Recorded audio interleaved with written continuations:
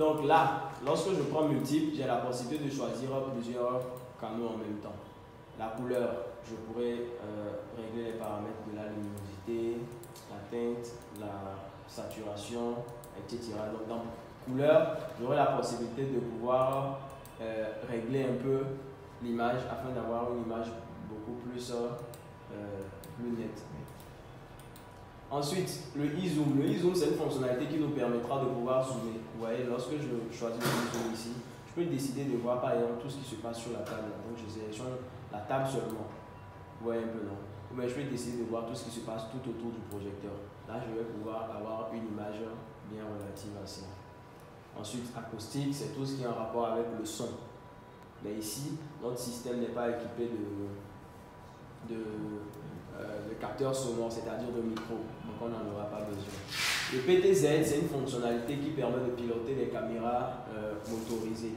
La caméra motorisée qu'on a de l'autre côté, là. Grosse, un peu avec un globe noir dans lequel il y a un moteur.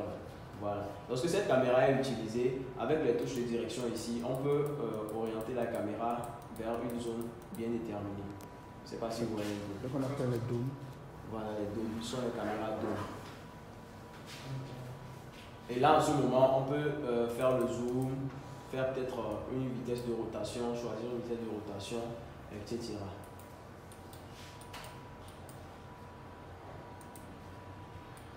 Ensuite, on a aligné. Aligné, c'est tout simplement, vous allez regarder l'icône à côté, vous allez voir appareil photo, c'est-à-dire capturer, faire une photo. Ailleurs, vous allez trouver capturer au lieu de aligner. Donc ça dépend d'un DVR à un autre. Et là, il nous parle de démarrer un enregistrement. Démarrer, lorsque je démarre, je n'ai pas de disque dur. Malheureusement, rien ne va pouvoir être fait. Donc je clique sur arrêter tout simplement. Maintenant, lecture. Dans lecture, j'ai la possibilité de revenir sur les vidéos précédentes. Je ne sais pas si vous voyez un peu. Impossible de... Voilà, parce qu'il n'y a pas de disque dur, malheureusement. Donc, dans la lecture normale, j'ai la possibilité de choisir en fonction du calendrier. Quand je rentre dans la lecture, je dois avoir un calendrier qui va me montrer mois, jour, heure. Là, en ce moment, je peux décider correctement du jour, de l'année, de l'heure précise à laquelle je veux sortir la vidéo. Donc, si je veux voir ce qui s'est passé le 14 février, je sélectionne précisément 14 février. Maintenant, dans le menu principal, toutes ces fonctionnalités qu'on vient de voir ici, on va les retrouver dans le menu principal. C'est que ces fonctionnalités qu'on vient de voir sont les fonctionnalités les plus usuelles. Donc, on a fait juste un menu rapide afin de pouvoir avoir accès. Donc, dans le menu principal, désormais, on a installation, on a recherche, on a sauvegarde, on a les informations, la gestion de disque, la déconnexion de compte et l'arrêt de notre DVR. Dans installation, c'est tout ce qui sera en rapport avec l'installation. Les installations de base, par exemple, vivre, c'est par rapport à la lecture des différentes vidéos, les enregistrements également dans Record. Dans le calendrier, là, par exemple, vous voyez qu'on peut avoir un calendrier sur lequel on peut décider de certains capteurs de mouvement, par exemple, qui pourront être fonctionnels uniquement que les lundis, peut-être de 8h à midi. On peut décider de cela. Si c'est dans une structure où de 8h à midi, il n'y aura personne, par exemple, on peut décider que lundi à vendredi, midi à 13h, pendant que tout le monde est à la pause, s'il y a quelque chose automatiquement, que les enregistrements puissent être faits. Donc, lorsque la caméra va détecter un mouvement, elle pourra lancer les enregistrements instantanément. Dans les options d'alarme, on a les alarmes liées au capteur. On a les alarmes liées au capteur de mouvement. Et en général, toute caméra est censée enregistrer des flux d'images. Et qui parle de flux d'images, parle de mouvement. Donc la caméra en elle-même, elle est dotée déjà d'une fonctionnalité qui lui permet de pouvoir détecter des mouvements. Donc par défaut, une caméra peut, c'est-à-dire a déjà en son sein un détecteur de mouvement. On a également des alarmes liées à la perte de vidéo. Lorsqu'on n'a plus de vidéo, peut-être qu'un câble de la caméra a été coupé, on peut facilement entendre un bip sonore pour nous faire comprendre que on a perdu la vidéo. À l'intérieur du DVR, on a un buzzer qui va permettre de pouvoir envoyer un signal sonore. Également, on peut brancher un amplificateur de son. Ça peut être un woofer, un ampli pour pouvoir avoir juste du son. Maintenant, les autres alarmes, ça peut être par exemple un disque plein. Lorsque le disque commence à être plein, on peut recevoir une alerte. Les conflits d'adresse IP. Lorsque le DVR est coupé brusquement, souvent pour certains dispositifs, lorsque le DVR se coupe brusquement comme ça peut, il y a juste un petit système à l'intérieur qui va garder de l'énergie pendant quelques secondes et pouvoir nous envoyer une alerte. C'est un peu comme des condensateurs chargés, mais qui vont prendre un peu plus de temps avant de se décharger. Maintenant, les avertissements d'attente, les disques perdus. Les disques perdus également, lorsque le disque ne s'affiche même pas du tout, ou bien qu'après un redémarrage, on remarque que le disque dur est absent. Là, en ce moment, on peut aussi recevoir une alarme. Le disque plein, lorsque le disque est plein, on peut décider maintenant d'une pénurie de disques. Quand il reste par exemple 2000 mégas, ça veut dire 2 gigas, que le DVR nous alerte. Je ne sais pas si vous voyez un peu. Donc, pas besoin qu'il soit totalement saturé avant de pouvoir répondre.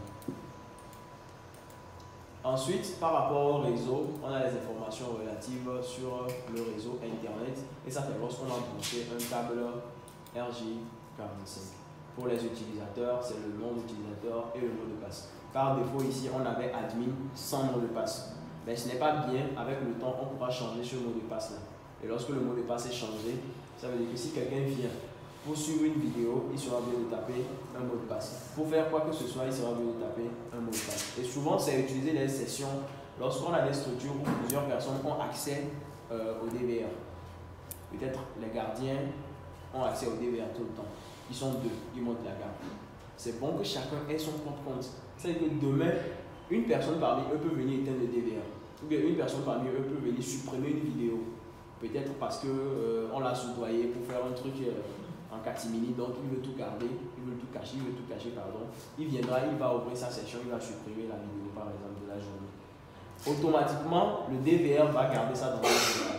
Le DVR ne va pas garder la vidéo, mais le DVR dira que telle personne était venue tel jour, il a supprimé. Maintenant, quand c'est deux personnes qui utilisent le même compte, si c'est une personne qui a supprimé, on peut accuser les deux. Ouais, un peu. Donc pour ces petits trucs-là, plusieurs utilisateurs qui pourront avoir accès aux mêmes informations. Donc PTZ là, on revient encore sur la caméra Dome avec ses différentes fonctionnalités. Dans les réglages avancés, on peut réinitialiser notre DVR. On peut importer, exporter les vidéos depuis une clé USB branchée vers notre disque dur interne ou bien depuis notre disque dur interne vers la clé. Ensuite, dans les réglages de base, là je reviens parce qu'il y a encore quelque chose de très intéressant. On pourra définir le nom de notre DVR. On pourra définir le format de la vidéo. On pourra définir une vérification de mot de passe à chaque fois que le DVR s'ouvre automatiquement. Les déconnexions, par exemple, on peut décider que après 2 minutes ou après 3 minutes par exemple, si j'ai ouvert ma session, je n'ai rien fait et que je suis sorti pour faire quelque chose, que ça se reconnecte, ça se reverrouille automatiquement. Comme ça, après, si quelqu'un vient clandestinement derrière moi, il ne pourra vraiment rien faire.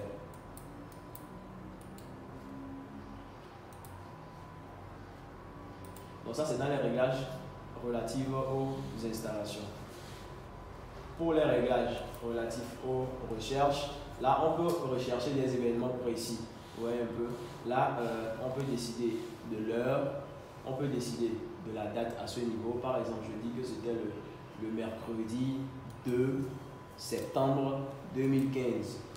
De 4h à 8h, il y a eu quelque chose. Donc, je vais sortir la vidéo. Je ne sais pas si vous voyez un peu. Donc, je définis l'année, je définis le mois, je définis le jour, je définis l'heure et j'ai la vidéo bien précise. Mais dans notre cas, ce n'est pas possible parce qu'on n'a pas de disque dur branché. Là, dans sauvegarde, on pourra faire juste quelques petites sauvegardes de certaines vidéos. Là, en ce moment, le DVR ne va pas supprimer ça. Même s'il est plein, il va supprimer les anciennes vidéos, mais ce qu'on a demandé de sauvegarder, le DVR ne va pas supprimer cela. Dans les informations, ici c'est très important parce que sur les informations système par exemple, on a des codes QR qui vont nous permettre de pouvoir gérer notre DVR à distance avec notre téléphone. Lorsque j'ai un iOS ou un iPhone, je vais scanner le code iOS il va m'ouvrir mon Play Store et mon App Store, pardon, je vais pouvoir télécharger une application qui va permettre de gérer le DVR. Si c'est Android, je ferai pareil. Et si je veux sortir le numéro de série, c'est là-ci. Ça dit quoi? J'ai un iPhone, je télécharge une application après avoir scanné le code ici. Je rentre dans l'application, je vais ajouter un nouveau DVR. Et pour ajouter le nouveau DVR, il va falloir que je scanne le numéro de série du DVR. Vous voyez un peu là. Donc, il faudra ce numéro de série là. Et ce numéro de série également, on peut le trouver là à ce niveau. C'est le numéro de série, ça ici. Donc, soit je vais noter le numéro de série manuellement, soit je vais tout simplement scanner le code afin de l'avoir. Mais tout ceci au préalable, il faudrait que mon DVR soit connecté à Internet. Lorsqu'il est connecté à Internet, tout va pouvoir rouler parfaitement. Donc, les informations sur les événements, c'est à ce niveau.